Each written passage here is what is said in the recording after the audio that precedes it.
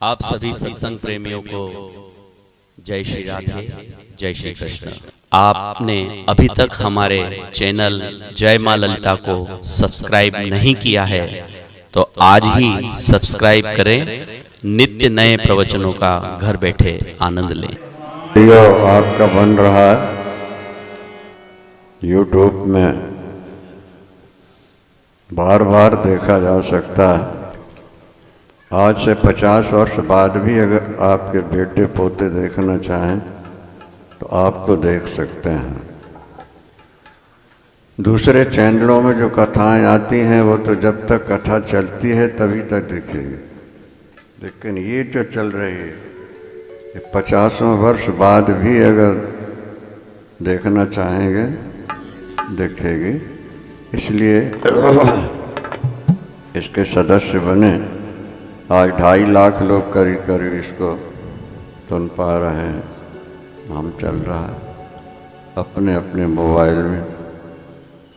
हमें जो संतों गुरुओं से मिला है हम उसको बांट रहे हैं। अब संभालने वाले संभाल लें तो अच्छी बात है। बोलिए सियावर रामचंद्र भगवान की जय, सतगुरुदेव भगवान की जय।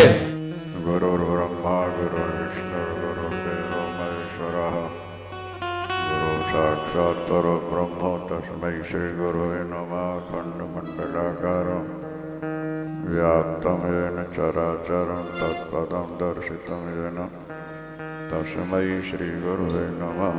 तस्मै श्री राम जय राम जय हरे राम जय राम जय जय राम।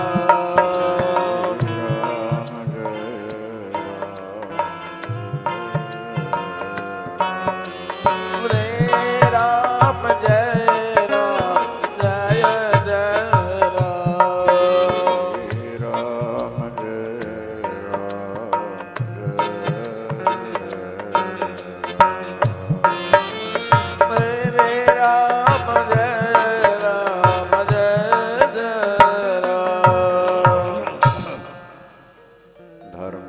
जय अधर्म का नाश, प्राणियों में सद्भावना, विश्व का कल्याण, गो हत्या, बंद गौ माता की जय।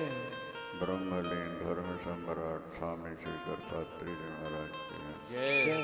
हर हर महादेव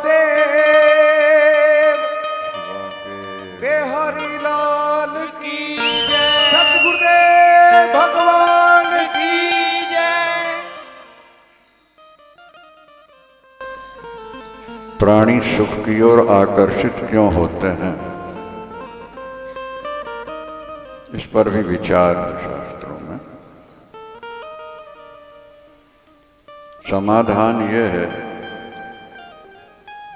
कि जीव सुख स्वरूप ही है, लेकिन वो माया के कारण अपने स्वरूप को भूल गया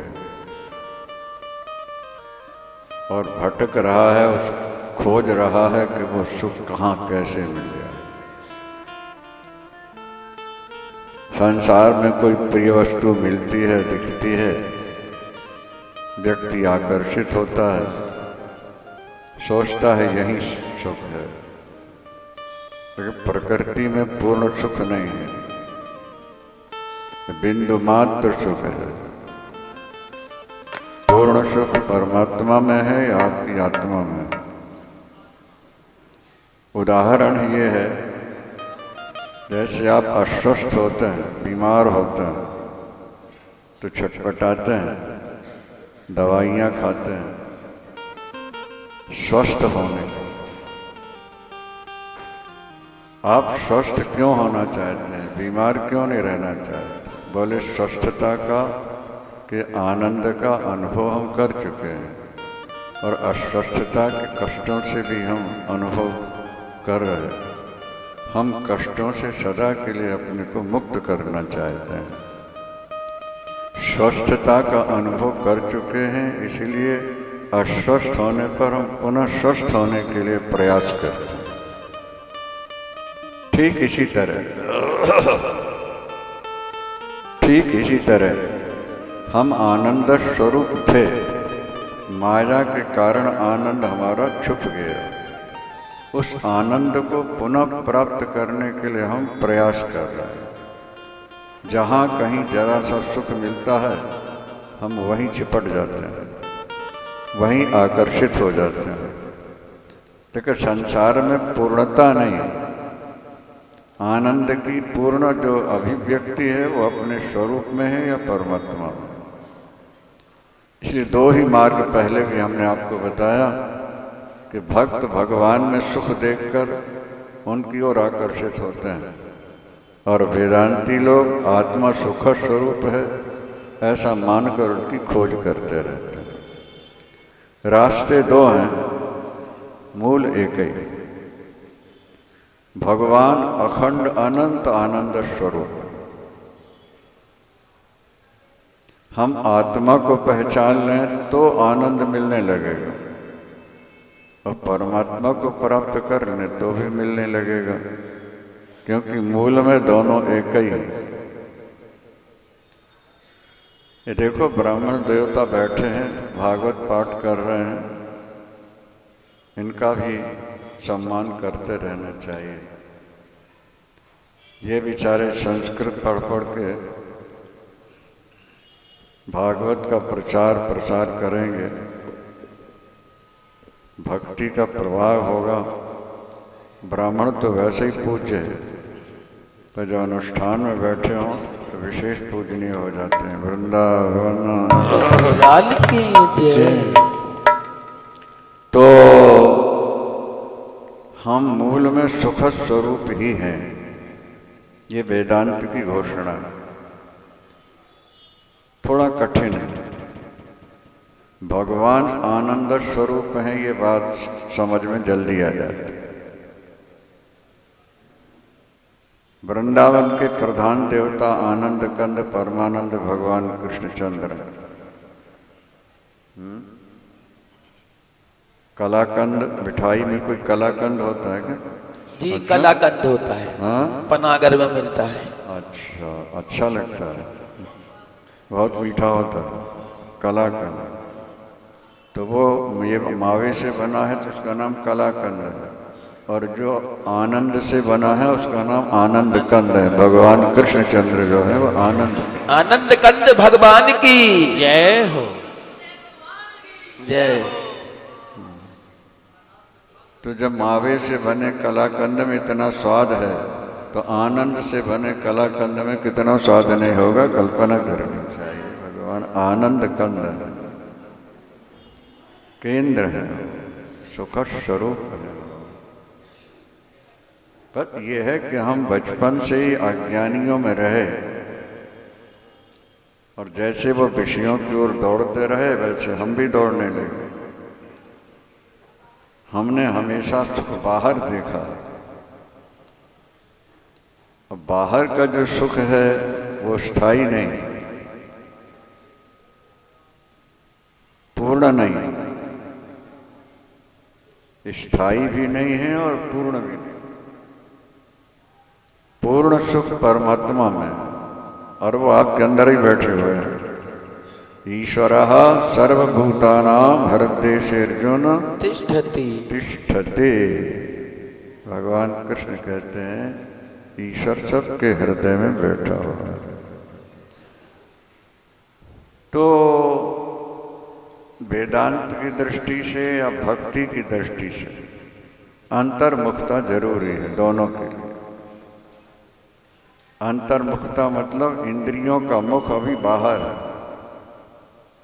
जो बाहर के विषयों को चाहे इनको मोड़ देना। मान लिया जाए एक कमरा है, उसके दरवाजे पर लाइट जल रही है, पर लाइट का मुख सामने की ओर है, तो बाहर के पदार्थ तो दिखते हैं, अंदर अंधेरा है। उस लाइट को मोड़ दिया जाए तो क्या होगा? अंदर प्रकाश होगा। इंद्रियों का मुख संसार की ओर है, इसलिए अंदर अंधकार नजर आ रहा है। उनको मोड़ दोगे ना तो अंदर प्रकाश हो जाएगा, परमात्मा का दर्शन हो जाएगा। कपिल भगवान ने तो यही कहा, शाकम वाचो स्पृहणीयाम वदन्ति। जैसे यहाँ पति पत्नी पिता पुत्र बैठ के चर्चा करते हैं, इसी तरह भक्त हृदय में ही भगवान से बातें किया करते हैं, ऐसा कपिल भगवान कहते हैं। द्रक्षसी निधृत्यस्तम देवम, आदि शंकराचार्य कहते हैं कि जरा पीछे मुड़ो, फिर तो देवता को अपने अंदर ही देख ले। क्योंकि ईश्वर एक देशीय नहीं है ना, वो सार्वदैशिक है, सार्वदेशिक, सर्वकाल सर्व वस्तुओं में समाया है। और प्रभु व्यापक हैं, हम लोग बोलते रहते हैं, सुनते रहते हैं, प्रभु व्यापक सर्वत्र समाना, पर ये बुद्धि काम नहीं कर पाती कि व्यापक का मतलब बाहर ही है, तुम्हारे अंदर नहीं है क्या? व्यापक में तो आपका अंदर भी आ गया, नहीं आया? नहीं समझ में आ रहा। तो हम व्यापक शब्द का अर्थ लगा लिए कि बाहर भगवान, उसका सही अर्थ यही है कि बाहर तो है ही है, पर वो तुम्हारे अंदर भी। इसे अंदर खोजने की कोशिश करो। लाइट गोल हो गई, कमरे में कोई चीज रखी है, 10 जगह हाथ मारोगे तो कहीं तो हाथ लग जाएगा कि नहीं लगेगा?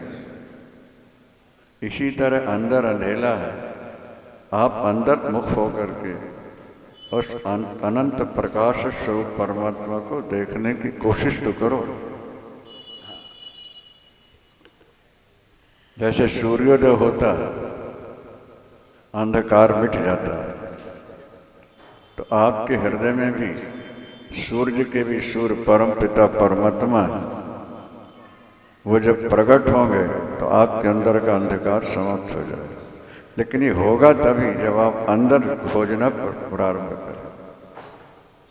हम अंदर न खोज के बाहर खोज रहे हैं। अंदर खोजना चाहिए। बाहर भी है वो, ऐसा नहीं कि बाहर नहीं, लेकिन वो अंदर।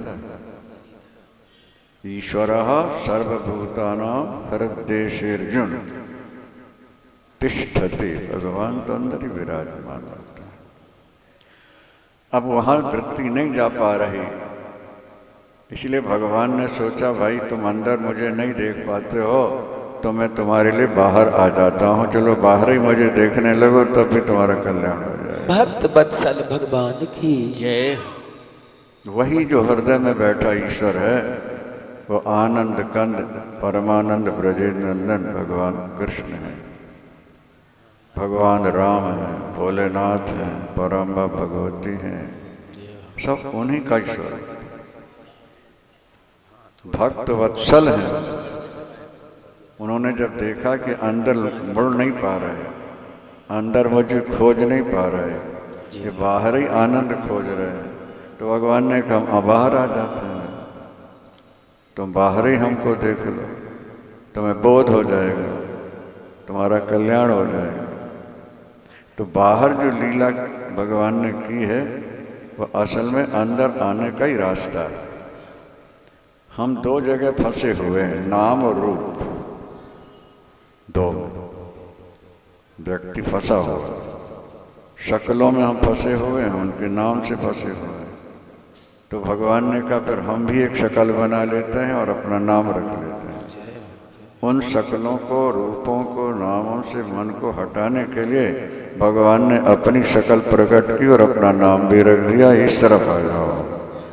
लोहे से लोहा कटता, इसी तरह संसार की शक्लें देखने वालों हमारी शक्ल बाहर देखने लगना, तुम्हारा कल्याण हो जाएगा। हमारा नाम लेने लगना, तुम्हारा कल्याण हो जाएगा। काल की जय।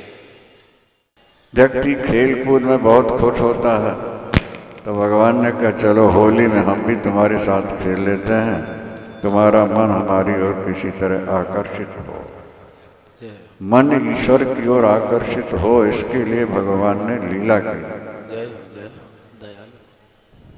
भागवत में श्लोक आता है, नृणाम निःश्रेयसार्थाय, ध्यान दें जरूर, नृणाम निःश्रेयसार्थाय व्यक्तिर्भगवतो नृपो, जीवों के कल्याण के लिए भगवान व्यक्त होते हैं, अव्यक्त होते हुए व्यक्त हो जाते हैं। अव्यक्त माने छुपा हुआ और व्यक्त माने प्रकट। नृणाम निःश्रेयसार्थाय, भगवान जो शकल बनाते हैं अपने, वो अपने लिए नहीं बनाते हैं, बोले नृणाम प्राणी नाम, जीवों के कल्याण के लिए प्रभु शकल बनाते। तो हम बाहर भी उन्हीं को देखें, उन्हीं की शक्लें देखें, उन्हीं का नाम लें, और अंदर भी उन्हीं का स्मरण करते हैं। जो अंदर और बाहर वही हैं। अपनी उपासना में एक मंत्र आता है, शरीरम चिंतेद आदौ निजम श्री चक्र रूपकम। तुम्हारा जो शरीर है ये पांच भौतिक नहीं है, श्री यंत्र ही शरीर तुम्हारा बन गया है। त्वगाद्याकार निर्मुक्तम, ये सप्त धातुएं शरीर में है, वो तुम्हारे अंदर नहीं रहेगी। अब तो श्री यंत्र ही तुम्हारा शरीर बन गया है। और ज्वलत कालाग्नि सन्निभम, वहाँ लिखा हुआ प्रज्वलित अग्नि के, माने अपने हड्डी चमड़ी मांस के बने शरीर को भूल जाओ और ऐसी कल्पना करो कि हमारा जो स्वरूप है वो प्रज्वलित अग्नि के समान है, रोम रोम से प्रकाश निकल रहा है, हम और वो दोनों एक हो जाते हैं। गहरी उपासनाएं तो हैं, लेकिन फिर भी कोशिश करनी चाहिए। अभ्यास करते करते व्यक्ति वहाँ तक पहुँच जाता है। या तो भगवान के सगुण साकार स्वरूप का ध्यान करो, और नहीं है तो फिर अपने आप को ही ज्वलत कालाग्नि सन्निभम, रोम रोम में प्रकाश है। और ये हमारी जो सप्त धातुएं हैं ये समाप्त हो चुकी हैं, शुद्ध निर्मल हमारा स्वरूप है। क्या त्वगाद्याकार निर्मुक्तम ज्वलत कालाग्नि सन्निभम। अपने और ईश्वर में दो नहीं रखो, एक ही हो जाए। उपासना के लिए हम दो बने हैं, वास्तव में हम एक ही हैं। जितने वैष्णवाचार्य हैं उन सबों ने इस बात को स्वीकार किया है कि पारमार्थिक मद्वैतम ही, जो परमार्थ तत्व है वो अद्वैत एक ही है। क्या भक्त्यर्थ भावितम द्वैतम, भक्ति के लिए हम दो बन गए। आप अपने को देखने के लिए दो बन जाते हो, नहीं बनते हो? ये बताओ। नहीं बनते। दर्पण सामने रख करके और देख देख के खुश होते रहते हो कि नहीं? हम तो बड़े सुंदर हैं, नहीं? तो भगवान ने माया रूपी दर्पण रख के अपने को एक से दो बना दिया है। माना एक तो उनका स्वरूप हुआ, ये सारी शक्लें भी उन्हीं की हैं, सब में वही समाया हुआ। भक्त्यर्थ भावितम द्वैतम, भक्ति के लिए द्वैत भाव रहना चाहिए। वेदांत की दृष्टि से तो एक ही है, पर भक्ति की ओर से तो मूल में एक ही है, पर उपासना के लिए दो स्वरूप धारण। कायेन वाचा मनसेन्द्रियैर्वा बुद्ध्यात्मना वानुसुतश्चहात् करोति यद्यत् सकलम परस्मै नारायणायेति समर्पयेत् तत्। भगवान को अपना इष्ट मानो। मनसा वाचा कर्मणा, जो भी कर्म हो रहे हैं वो सब भगवान को समर्पित करते हैं। जब तुम सब कुछ समर्पित करते रहोगे तो एक दिन स्वयं समर्पित हो जाओगे, तुम्हारा जीवन सफल हो जाएगा। ये जीवन मिले ही अखंड अनंत आनंद पाने के लिए। सीमित आनंद तो पशुओं को भी मिलता है, पति पत्नी का वहाँ भी जोड़ा होता है, उनके भी बच्चे होते हैं, उनको भी अपने शरीर के अनुसार भोजन मिलता है और उनको उसी में मिठास का भी अनुभव होता है। ये सीमित आनंद कहलाता है। निस्सीम आनंद वही है महर्षि वशिष्ठ भगवान राम का नाम रखने आए तो स्वरूप का दर्शन करते भूल गए। महाराज दशरथ ने कहा, गुरुदेव आपने देखा और चुप हो गए, कोई ग्रह प्रतिकूल तो नहीं है, अनिष्ट कारक कोई ग्रह तो नहीं है कि आप चुप हो गए, बताना नहीं चाहते? उन्होंने कहा, नहीं राजन, ऐसा नहीं, ये सद्गुण संपन्न है, तो फिर आप बोलने में संकोच क्यों कर रहे हैं? बोले, सही बात यह है राजन, आया था इनका नाम रखने के लिए, और इनका सौंदर्य देख के मैं अपना नाम भूल गया, अपने आप को भूल गया, इसलिए मग्न हो गया। बोले, श्याम रामचंद्र भगवान की जय।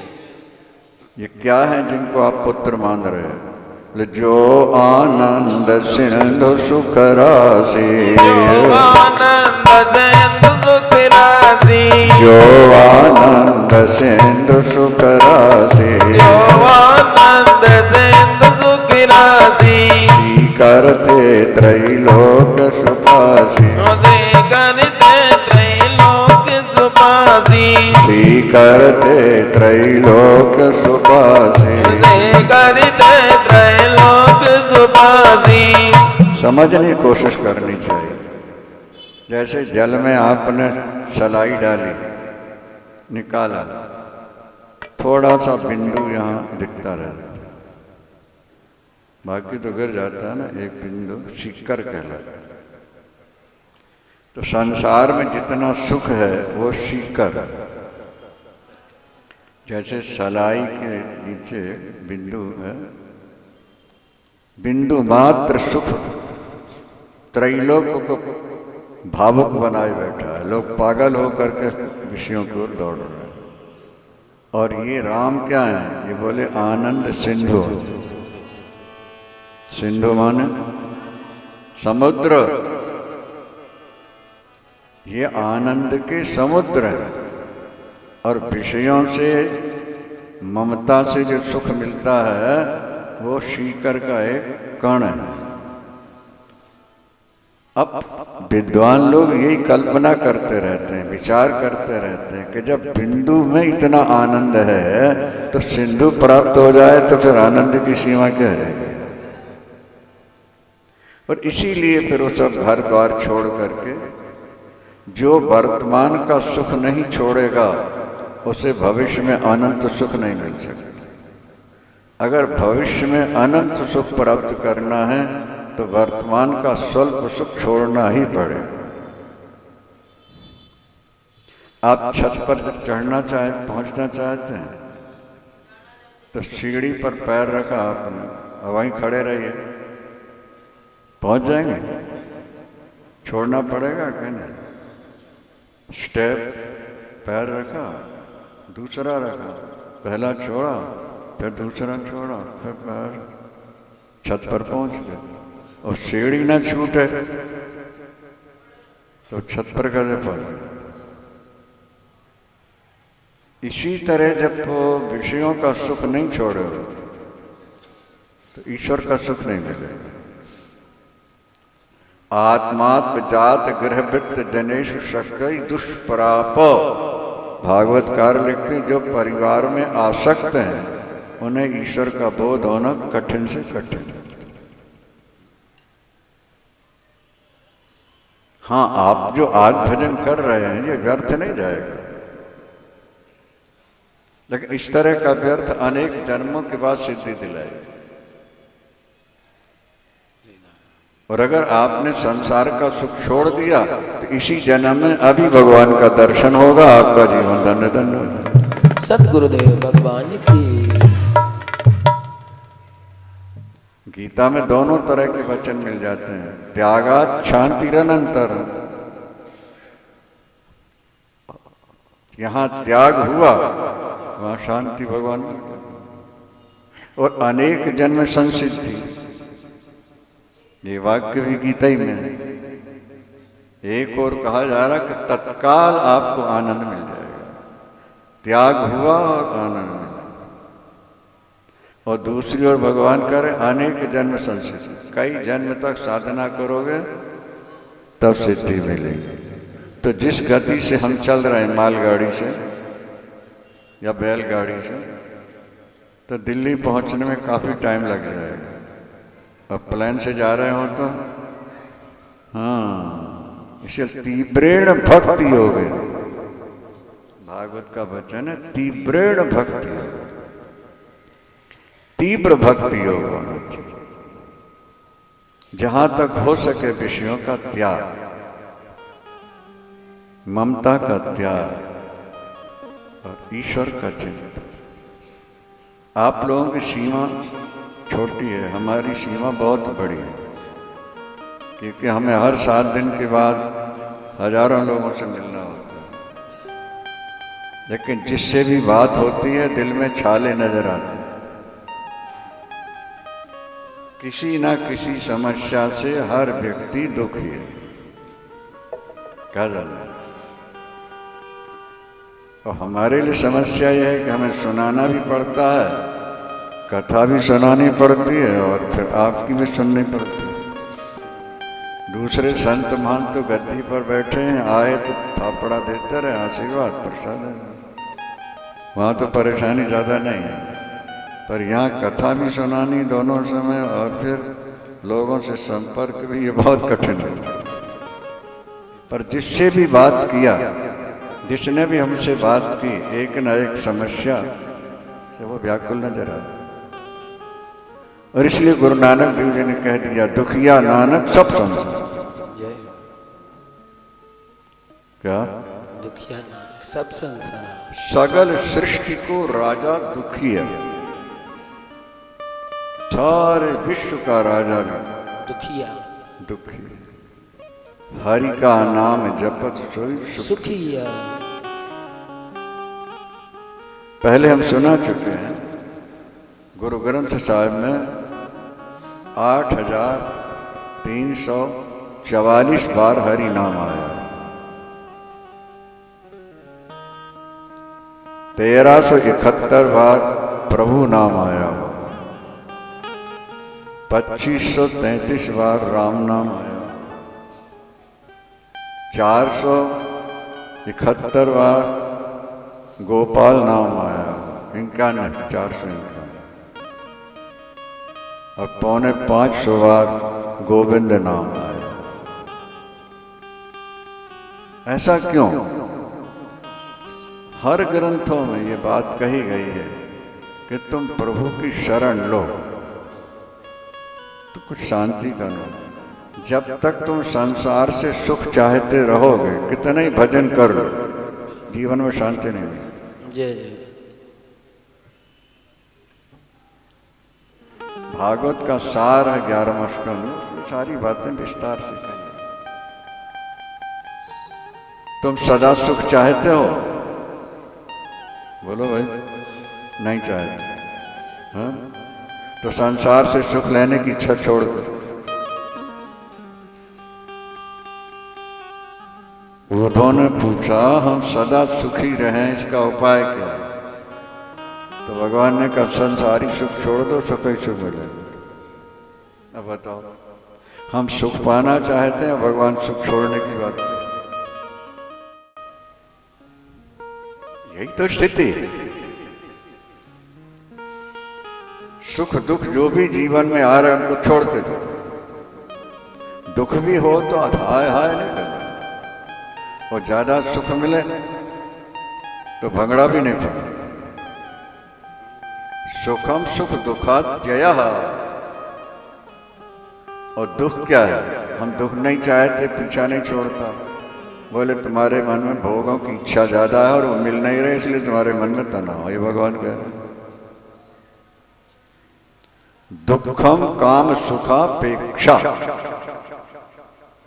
ये भागवत का शब्द। दुखम काम सुखापेक्षा। काम सुखापेक्षा। पेक्षा। जो व्यक्ति काम सुख की इच्छा रखता है वो सदा दुखी रहे।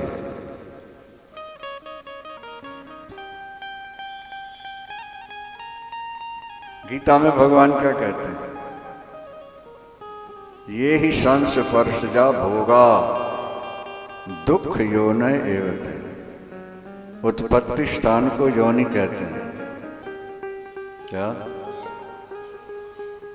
तो दुखों की भी तो कोई योनि होगी, दुख भी तो कहीं से पैदा हो रहे होंगे। लड़की लड़के तो माता से पैदा हुए, तो दुख कहाँ से पैदा होता है? तो भगवान कृष्ण क्या कह रहे हैं? ये ही संस परसजा भोगा। 5 जगह से हम भोग भोगते हैं। कानों से शब्द का भोग है, नेत्रों से सुंदरता का भोग है, नासिका से सुगंधि का भोग है, रसना से खाने पीना का भोग है, और हाथों से इंद्रियों से स्पर्श का भोग। कितने हो गए? इन 5 से मन हटा लो, तुम सदा सुखी रहो। क्योंकि सुख स्वरूप भगवान तो तुम्हारे अंदर ही बैठे हुए हैं। पर इस बात का बोध नहीं होता। बंदर ने घड़े में हाथ डाला,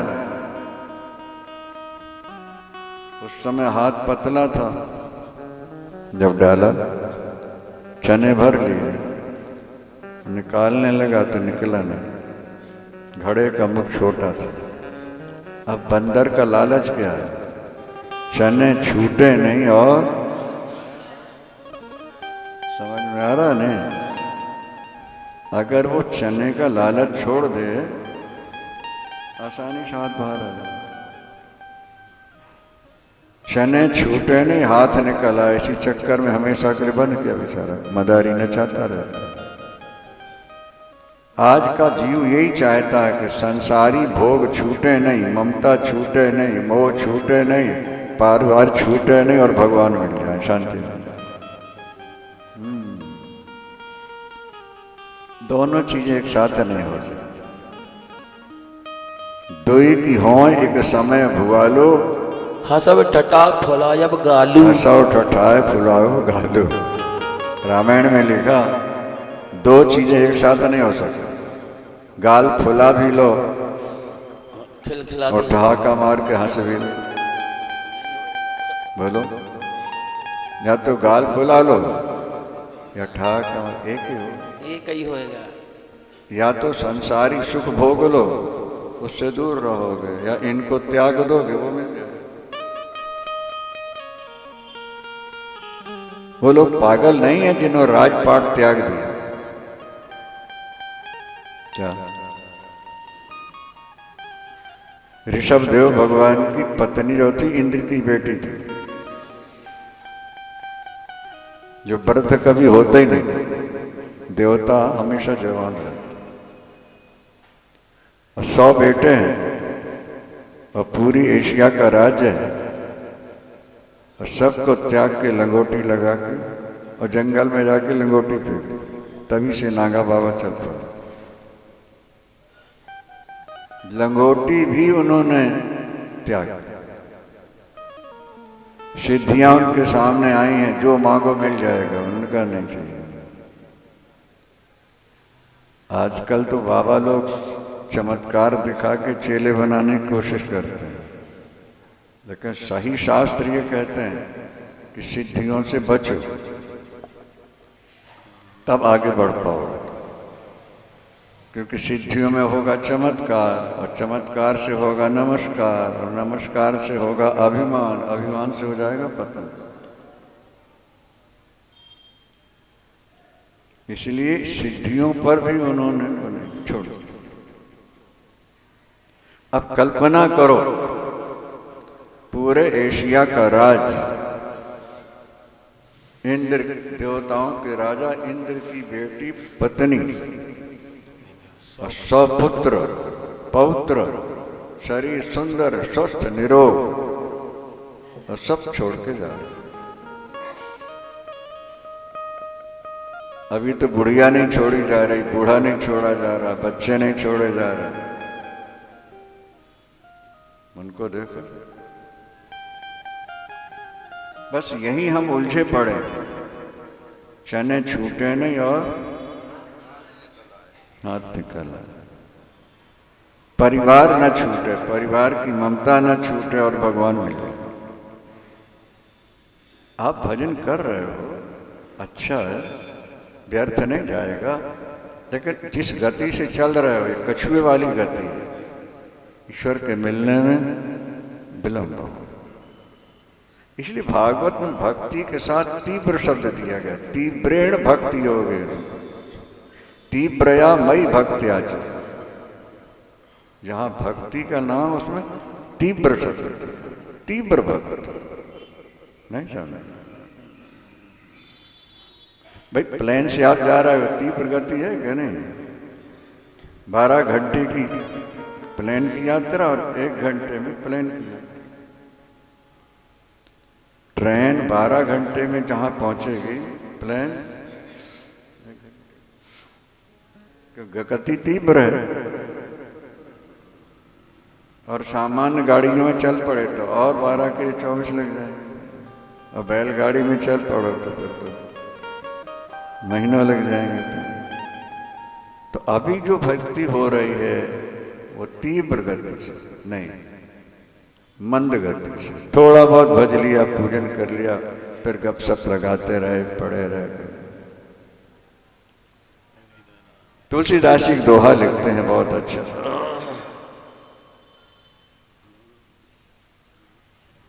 मीन कमठ दादुर उरग, जल जीवन जल गे, तुलसी एक मीन को है साचिलो सने। कठिन है थोड़ा। जल में मेंढक डड्डू भी रहते हैं, कछुआ भी रहता है, जल में रहने वाले सर्प होते हैं वो भी उसमें रहते हैं, मछली भी रहती है। सबको जल से प्यार है, पर जितना प्यार मछली का जल से है दूसरों का नहीं। कछुआ बिना जल के रह सकता है थोड़ा सा,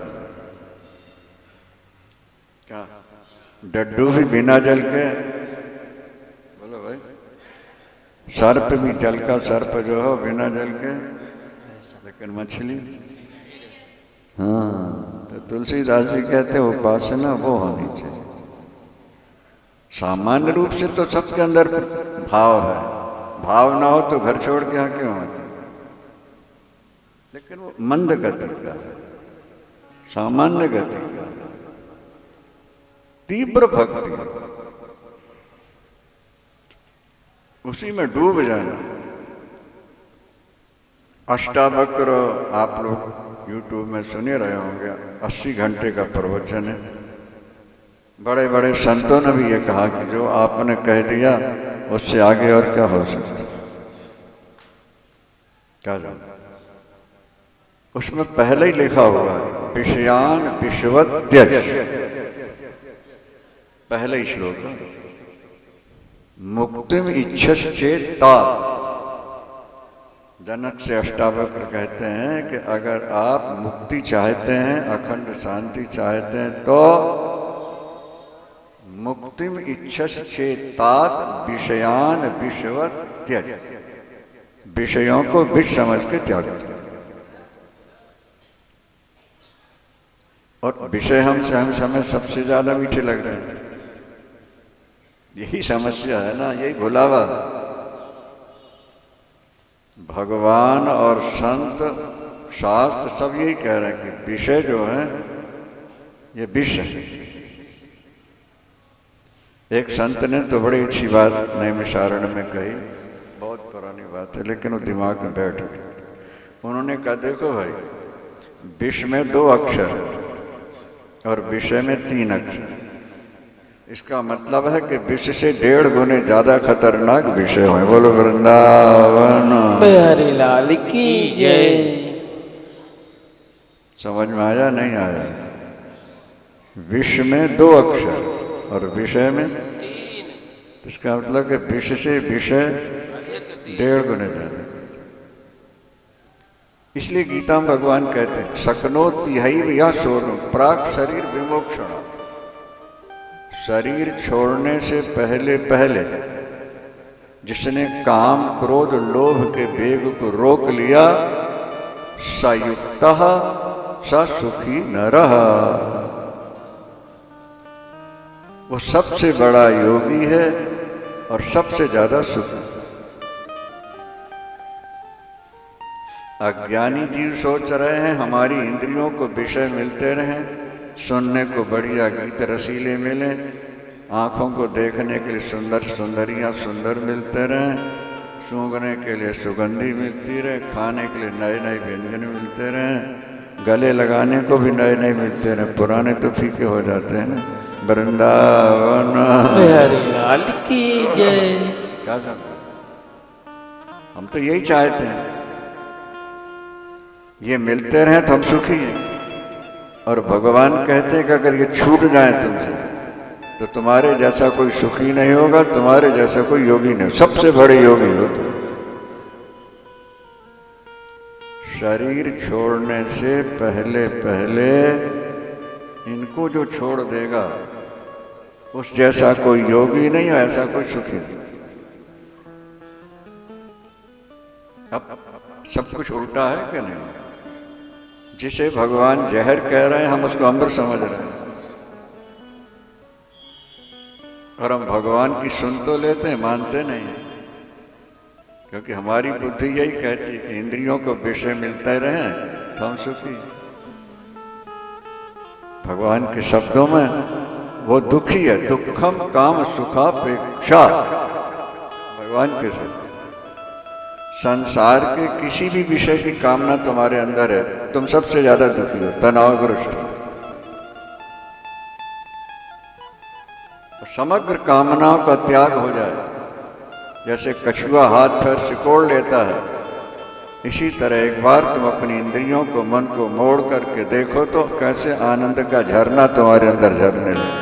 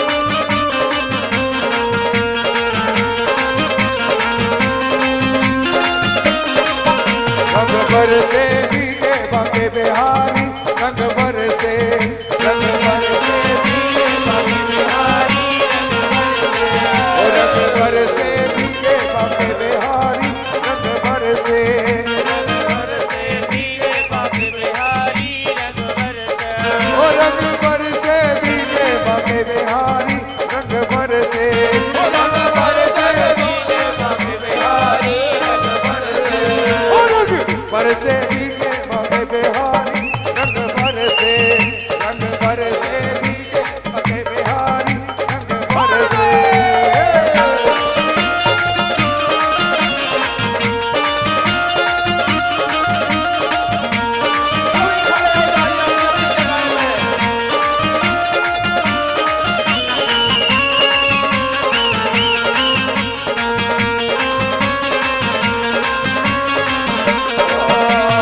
बाल बाल के संग रे होरी खेले कन्हैया, बाल बाल के संग रे होरी खेले कन्हैया, बाल बाल के संग रे होरी खेले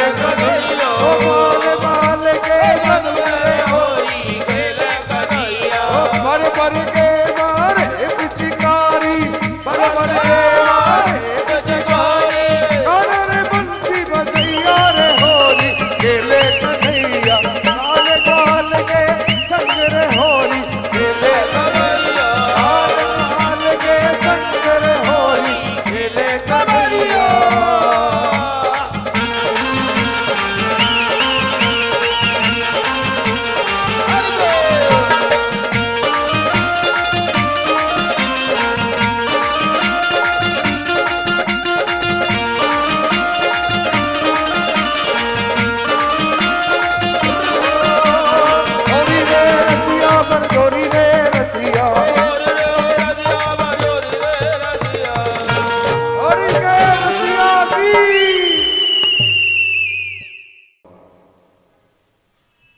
काम चाहिए तो भगवान के पास आओ,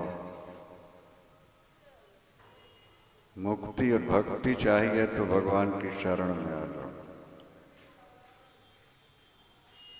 धर्मार्थ काम मोक्षाक्षम यह श्रेय आत्मना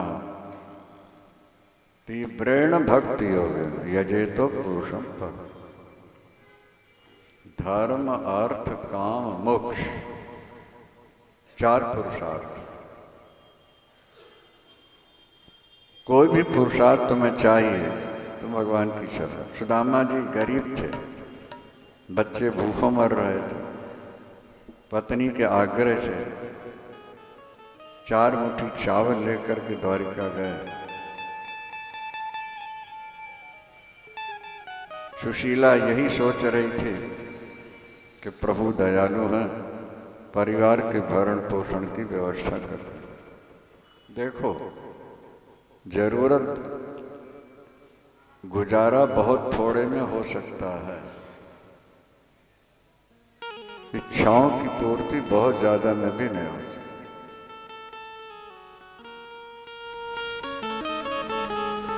व्यक्ति से जो गलत कार्य होते हैं इच्छाओं के कारण, लोभ के कारण, काम के कारण, अगर ये अंदर न रहे तो व्यक्ति गलत काम नहीं कर सकता। और थोड़े से सुख के लिए बहुत बड़ी विपत्ति मोल ले लेते। सुदामा जी 4 मुट्ठी चावल लेकर ठाकुर के यहाँ गए। सुशीला ने यही कहा था, लोचन कमल दुख मोचन तिलक भाल सरवण कुंडल और मुकुट धरे माथ हैं, ओढ़े पीत वसन गले वैजंती माल, शंख चक्र गदा और पद्म लिए हाथ हैं। कहत नरोत्तम संदीपन गुरु के पास, तुम ही कहत हम पढ़े एक साथ हैं। द्वारिका गए दुख दारिद्र हरेंगे पियो, द्वारिका के नाथ वो अनाथन के नाथ है। अर्थ की जरूरत है तो उन्हीं की शरण आ जाओ। संकटों से घिरे हुए हो तो उनकी शरण। भारी सभा में बिना वस्त्र किया जा रहा है द्रौपदी को, सामान्य संकट है, विशेष संकट है। गजराज पूरा डूब चुका था, खाली सूंड जरा सी बाकी थी। परिवार को पुकारता रहा, कोई नहीं आया। और प्रभु को पुकारा तो आधा नाम सुन के भगवान है। सोनेरी मैंने निर्बल के बल, जब लग गजबल अपनो वर्त्यो, नेक सरयो नहीं काम। निर्बल है बलराम पुकारो आए आधे नाम सुनेरी मैंने। निर्बल के बलराम। संकट ग्रस्त हो तो भी इनकी शरण में आए, पैसा चाहिए तो भी इनकी शरण में आए। अकामा सर्व काम हुआ, मोक्ष काम उदार। आप सकाम हैं या निष्काम हैं या मुक्ति के अभिलाषी हैं, आप भगवान की शरण में आ जाए। पर लिखा ये कि तीव्रेण भक्ति हो गए ना यजे तो पुरुषम परम। तीव्र मीरा जी कहती 96 दिन तक मैंने भोजन नहीं किया। गोपेश्वर मंदिर में वहां एक बालक का चित्र बना हुआ है पत्थर पर। 72 दिन तक उसने अन्न जल नहीं लिया और अंत में उसके पिता को स्वप्न हुआ, भगवान ने कहा ये तुम्हारा नहीं रहा हमारा है, हम इसको ले जा रहे हैं। दूसरे दिन समाप्त। मीरा जी कहती 96 दिन हो गया अन्न नहीं। मेरो ना तो नाम को और ना तो कोई पाना जो पीली पड़ी। ये पका हुआ पान होता ना पीला, पका हुआ नींबू जैसे। पाना जो पीली पड़ी लोग कहें पिंड रोग, बोले पीलिया रोग है कैसे क्या।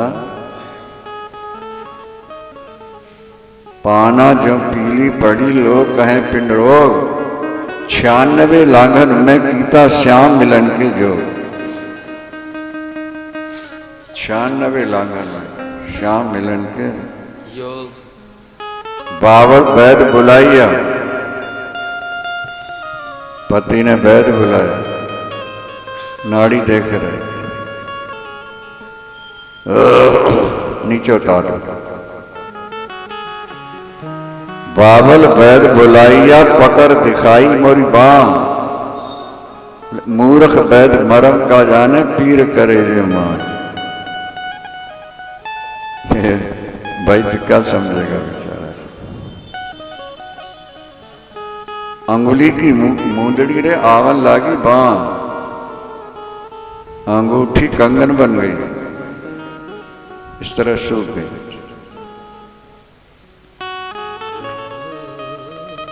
जैसे लोहे में जंग लग जाए ना, तो आग में डालोगे तो क्या होगा, तो जो जंग लगी है वो, तो जो हमारे आपके शरीर हैं ये पापों रूपी जंग से भरे पड़े हैं। अब जब विरह की आग जलेगी तुम्हारे अंदर तो सब पाप ताप धुल जाएंगे, शुद्ध होकर तुम भगवान को प्राप्त कर सकते।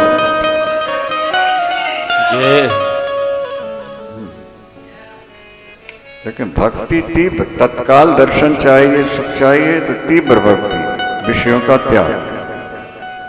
सामान्य है, सुबह उठे थोड़ा पूजन कर लिया, थोड़ा नाम ले लिया, भजन कर लिया, सामान्य भजन। भक्ति तो वो है जैसे बिना पानी की मछली छटपटाती है, ऐसे व्याकुलता जब जाग जाए वो भक्ति। वो कहीं कहीं नजर आती है। सुदामा जी द्वारिका पहुंचे हैं, दरवाजे पर गरीब ब्राह्मण आया हुआ है, सुदामा नाम बता रहा, मेरा भक्त नंगे पैर आया है। तो भगवान भी नंगे पैर दौड़े सुदामा से मिलने के लिए। मित्र मित्र प्यारे मित्र कहते हुए गले लगा लिया और आंसुओं से सुदामा की पीठ धो रहे थे। रत्नमयी सिंहासन पर बैठाल कर चरण धोने के लिए जल मंगाया, लेकिन पैरों के कांटे देखकर, भीमाई देख करके ठाकुर रो पड़े। ऐसे बिहाल बिमायनते पद कंटक जाल गड़े जिन जोए, हाय महादुख पायो सखा तुम आए ना इते किते दिन खोए। देख सुदामा की दीन दशा करुणा करके करुणा निधि रोए, पानी परात को हाथ छुओ नहीं, नैनन की जल सो पग धोए।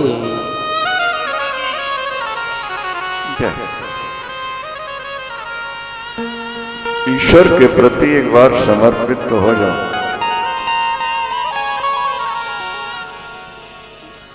हम कहते हैं कि हम भगवान के भक्त हैं, बोले इसका ज्यादा महत्व नहीं। महत्व कब होगा? जब भगवान कहें ये मेरा भक्त है। बोलिए वृंदावन प्यारे लाल की जय। हम आप सभी कहते हैं हम उनके भगत हैं, उनके लिए भजन कर रहे हैं, ज्यादा महत्व। तुलसीदास जी भगवान राम के मंदिर पहुंचे, कनक भवन अयोध्या, और सुबह से बैठ गए, रो रहे हैं। किस लिए?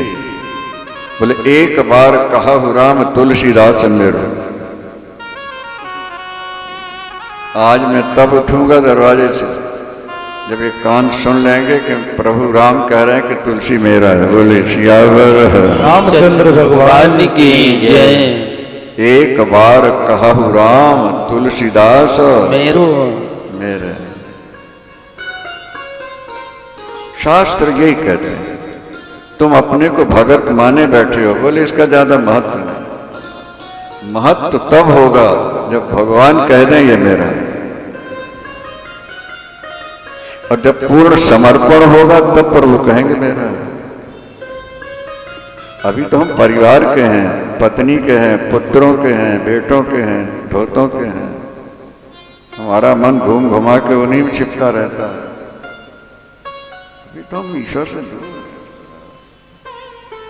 समर्पण, समर्पण के बाद है व्याकुलता। व्याकुल दुस्सह विरह प्रेष्ठ तीव्र ताप धुता, दयित दृश्यता गोपी गीत। दयित हे प्राण प्यारे दिख जाओ, दिख जाओ। त्वयि धृता सवा, ये हमने अपने प्राण आप में रख दिए, समर्पित कर दिए। त्वाम विचिन्वते, हम आपको ढूंढ रहे। वृंदावन आए हो तो ढूंढा करो ठाकुर को। लुका छुपी खेल एक होता है नहीं, आंखें बंद करते हैं एक की और बाकी लोग, और जब उसकी आंख खुली तो फिर वो यहां देख, वहां देख, वहां देख। नहीं, देख लिया तो जीत गए, नहीं देख पाए तो हार गए। तो इसी तरह वृंदावन जब आयो तो यहां तो ढूंढो, वो कहीं ना कहीं खड़े नजर आ जाएंगे। वृंदावन लाल की जय। एक संत कहते थे, बहुत अच्छी बात थी, प्रलय काल में सब जीव प्रकृति में लीन हो जाते हैं। भगवान सृष्टि काल में एक एक को निकालते हैं। बहुत कठिन है। गंगा जल समुद्र में मिल जाए फिर कोई गंगा जल निकाल सकता है? पर प्रभु सर्वसमर्थ है। प्रकृति में जीव प्रलय काल में समा जाता है, सबको निकालता है। तो बड़ी अच्छी बात है। भगवान कहते हैं देखो जियो, तुम छुप गए थे और मैंने तुमको बाहर निकाल के खड़ा कर दिया। अब मैं छुप जाता हूं तो मुझे निकालो तो बराबरी हो जाएगी और तुम्हारा जीवन सफल हो जाएगा। कांके बिहारी लाल की जय। बात समझ में आई नहीं? मैंने प्रकृति से, माया से निकाल के तुम्हें बाहर खड़ा कर दिया ना। लुका छुपी का खेल तो यही है ना।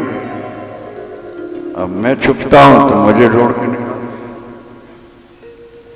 जिन खोजा तिन पाइया, गहरे पानी पैठ, मैं बाबरी डरती रही, रहे किनारे बैठ। समुद्र के किनारे बैठोगे तो सीपियां मिलेंगी, सीपियां, और गोता लगाओगे तो मोती मिलेंगे, मोती। समुद्र में किनारे सीपियां हैं और समुद्र के अंदर मोती हैं। आज जीव समुद्र के किनारे बैठा हुआ है। क्या? जिन खोजा तिन पाई, जिन खोजा तिन पाई, तिन गहरे पानी बैठ, मैं बावरी डरती रही रही किनारे बैठ। ये डाई मारो एक बार, पगली छलांग। गुरुदेव कहा करते थे कि पगली छलांग लगाओ एक बार।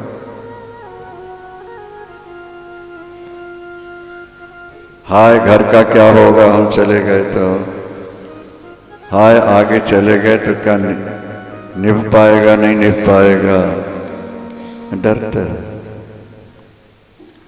ये तो फिर भक्त आधे पागल हो जाते हैं, वो परवाह नहीं करते संसार। क्या होगा? बोले जो होना सो होगा। नौका छोड़ दी तेरे सहारे, अब किनारे लगाना तेरा काम है। तेरा भरपूर शक्ति से एक बार भजन में लग, जीवन धन्य धन्य। संसार को देख लिया, जलती आग है। क्या पत्नी पुत्र परिवार बेटे धोते, ये ऊपर से मीठे लगते हैं, अंदर सब जहरीले हैं, सब स्वार्थी हैं, अपने सुख के लिए सब दौड़ो,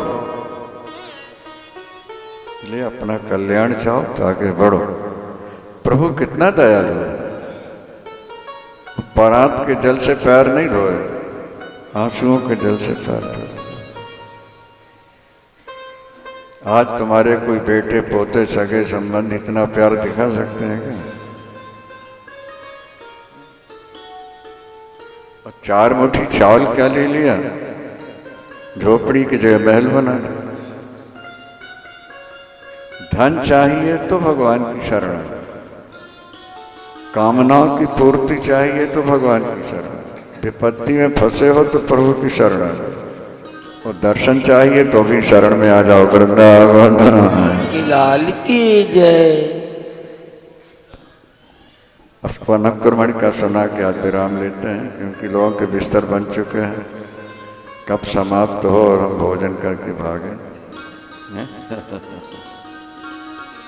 मोह की बेड़ियां पैरों में पड़ी हुई, ये भागवतकार लिखते हैं। तावन मोहोंगरी निगड़ो, भावना खींच के यहां ले आती है और मोह परिवार की ओर खींचती है, ममता परिवार की ओर खींचती है। भावुकता और ममता में ये संघर्ष चल रहा है। बस ये कि ममता निवृत्त होनी चाहिए, मोह रूपी बंधन खटना चाहिए। यदुवंशी शराब पीने लगे थे, भगवान ने भी समझाया, नहीं माने, और उसी कारण को श्राप मिला और सारा वंश समाप्त हो। सुखदेव जी ने कहा परीक्षित से, राजन अब तक्षक आने वाला है, अगर तुम ये सोचोगे कि मैं मरूंगा तो ये तुम्हारी पशु बुद्धि है। अंतिम उपदेश, त्वं तु मरिष्यति राजन पशु बुद्धि मिमाम जय। मैं मरूंगा अगर ये बुद्धि है तो बोले पशु बुद्धि मिमाम जय, तो पशु बुद्धि। ना तुम्हारा कभी जन्म हुआ है, ना तुम्हारी कभी मृत्यु होती है। शरीर का जन्म है, शरीर की मृत्यु है। अहम ब्रह्म परम धामो ब्रह्माहम परमम पदम। परीक्षित जी ने हाथ जोड़कर कहा, धन्योस्मि, मैं धन्य धन्य हूं।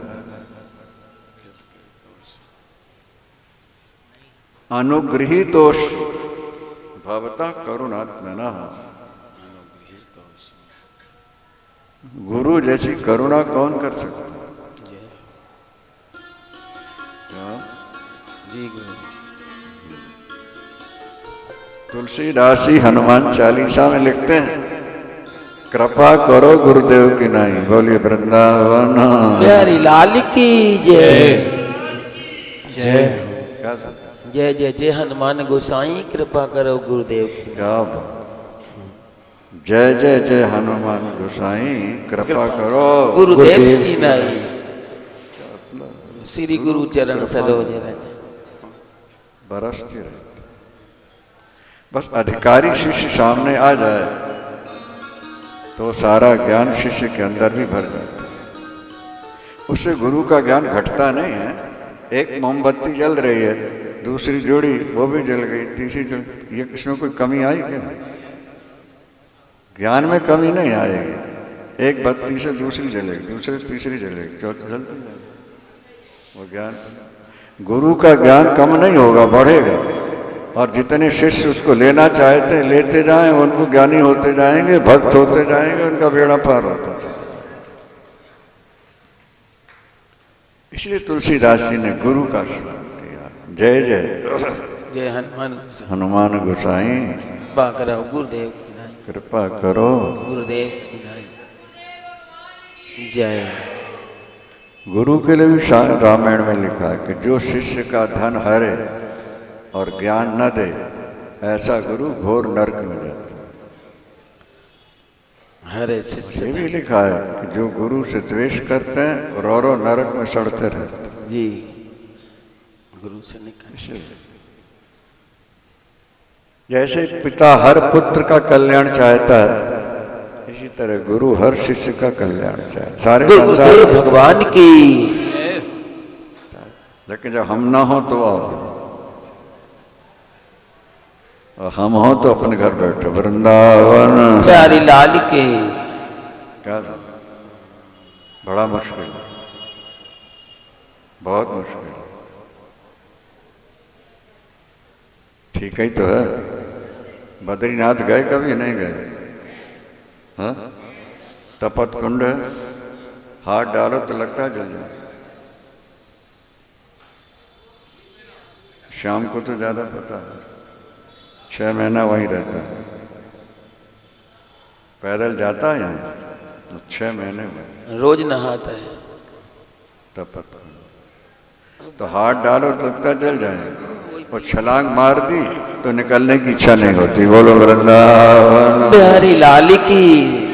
श्याम बाबा से इसी तरह से भजन भी वही तपत कुंड की तरह है।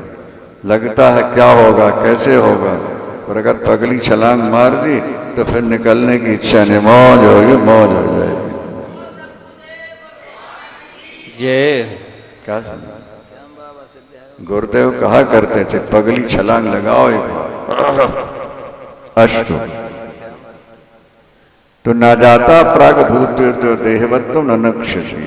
तुम्हारा जन्म हुए ही नहीं, मृत्यु कहां से? परीक्षित कहते हैं, गुरुदेव मैं धन्य धन्य धन्योस्मि, अपने आप को धन्य कहते। आप जैसे सदगुरु मिले, आपने वो कथा सुनाकर मुझे ईश्वर से जोड़ दिया। अब मुझे मृत्यु का, तक्षक का कोई भय नहीं। ये तो शरीर मिट्टी लग रहा है, और तक्षक आया और काटा, और कीड़े काटने जैसा भी कष्ट नहीं। क्यों नहीं हुआ? बोले पहले ही ब्रह्मीभूत हो चुके, माने ब्रह्म के साथ एक हो गए थे।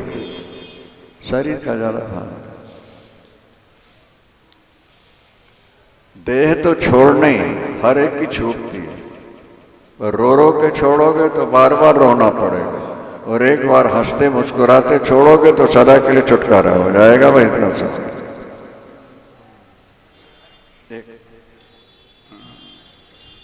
भगवान स्वयं कह रहे हैं कि मैं मृत्यु बन के आता हूं। तो फिर जो यम के दूत आए तो सोचना भगवान ही स्वरूप में हमें लेने आए। मृत्यु सर्वहरश्चाहम उद्भवश्चो भविष्यताम, ये साफ लिखा है। मृत्यु भी मैं ही हूं। जब तुम यमराज के दूतों को दूत समझ करके भयभीत होते हो तो बार बार तुमको कष्ट उठाना पड़े, और एक बार जब आए ये सोच लो कि भगवान ही ये रूप धारण करके हमें लेने आए हुए हैं, बढ़ोगे तुम्हारा बेड़ा पार। शरीर तो छोड़ना ही पड़ेगा, चाहे रो रो के छोड़ो चाहे मुस्कुरा के छोड़ो। अंतिम श्लोक इस प्रकार है और अनुक्रमणिका उसकी यही है कि श्रीमद् भागवत में 18,000 श्लोक हैं, 335 अध्याय, 12 स्कंद। प्रथम स्कंद में 19 अध्याय हैं, दूसरे में 10, तीसरे में 13, 33, चौथे में 31, 5 में 26, 6 में 15, 19, 7 में 15, 8 में 24, 9 में 24, 10 में 90, 11 में 31 और 12 में स्कंद में 13 अध्याय पूरा हो जाता है। मंगलाचरण और मानव जीवन का अंतिम लक्ष्य क्या है, इस पर ही सारी व्याख्याएं हुई। 10वां स्कंद ये निरोध लीला है। निरोध का मतलब होता है बिखरी हुई वृत्तियों का इकट्ठा हो जाना, उसका नाम तो भागवत के 10वें स्कंद की लीलाएं पढ़ते रहो। इसको प्रेम सागर भी कहते हैं, सुख सागर भी कहते हैं। 10वां स्कंद जहाँ भगवान की लीला है, वृत्ति बिखरी हुई है ना, अभी तो वो समट के एक हो जाए बस हो गया। महर्षि पतंजलि लिखते हैं, योगश्चित्त वृत्ति निरोधा, योग से चित्त की वृत्तियों का निरोध हो जाता है। ये जो मन दुनिया भर में भाग रहा है एक जगह टिक है, बस वहीं भगवान का दर्शन है और वहीं स्वरूप का बोध होता है। तदा दृष्टु स्वरूपे पश्चानो। महाराज परीक्षित, इसलिए महाराज परीक्षित के लिए जब शरीर छोड़ने लगे ना तो अंतिम लिखा गया है, ब्रह्म भूतो महायोग निसंगो छिन्न संशय। ब्रह्मभूत मतलब परमात्मा के साथ रल मिलके एक हो चुके हैं शरीर छोड़ने से पहले। महायोगी जो परमात्मा के साथ जुड़ जाता है, महायोगी। निसंग, आसक्ति नहीं रहेगी। छिन्न संशय, मन में कोई संशय रहा ही नहीं।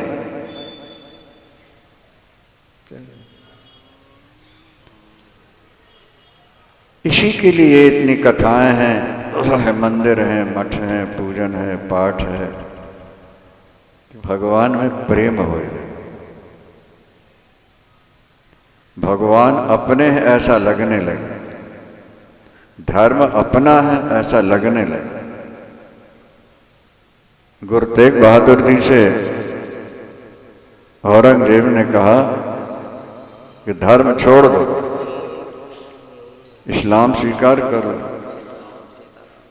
सुख भोगो। उन्होंने कहा धर्म तो हमारा स्वरूप है, कैसे छोड़ेंगे? भजन छोड़ दो, कैसे छोड़ दो? टुकड़े टुकड़े काट डालो। संभाजी थे छत्रपति शिवाजी के पुत्र थे संभाजी। मुसलमानों ने जब पकड़ा है, अब तो कुछ पढ़ लिख गए हैं मुसलमान, बड़े क्रूर थे और आज भी क्रूरता कम नहीं हो रही। संभाजी से कहते धर्म छोड़ो, ईश्वर राम इतना काटा, छोड़ दो, इतना काटा, ये काटा, ना काटा। एक एक अंग के अनेक अनेक टुकड़े करते जाते हैं। अब छोड़ो, अब नहीं छूटेगा नहीं। संभाजी के शरीर के टुकड़े टुकड़े किए उन्होंने, जैसे तुम सब्जी के टुकड़े करते हैं। धर्म, ईश्वर और धर्म जब हमें इतना प्यारा हो जाए कि हम अपने प्राण त्यागने को तैयार हो जाए, पर भजन और धर्म छोड़ने को तैयार ना हो, वो जीवन हमारा धन्य धन्य। इसलिए अंतिम श्लोक से पहले कहा गया, भवे भवे यथा भक्ति पादयोस तब जाए। हे दीन बंधु, हे दया सिंधु प्रभु, हम जहां जाएं जो बने बने, पर हम जहां जाएं आपके चरणों का प्यार हमें मिला रहे, हमें और कुछ नहीं चाहिए। तथा कुरुष देवेश, भक्ति आपके मन चरणों की। देखो ज्ञान प्राप्त करके भी भक्ति नहीं छोड़ना, क्या ज्ञान में कोई सहारा नहीं है, भक्ति में भगवान का सहारा होता। अंतिम श्लोक इस प्रकार है, नाम संकीर्तनम यस्य, नाम संकीर्तनम यस्य, नाम संकीर्तनम यस्य, नाम संकीर्तनम यस्य, सर्व पाप प्रणाशनम, सर्व पाप प्रणाशनम, प्रणामो दुख शमनशो, प्रणाम दुख समनसम, तम नमामि हरिं परम, तम नमामि हरिं परम। भगवान का नाम समस्त पापों को मिटा देता है। प्रभु के चरणों में किया गया प्रणाम जीवन के दुखों को मिटाता है।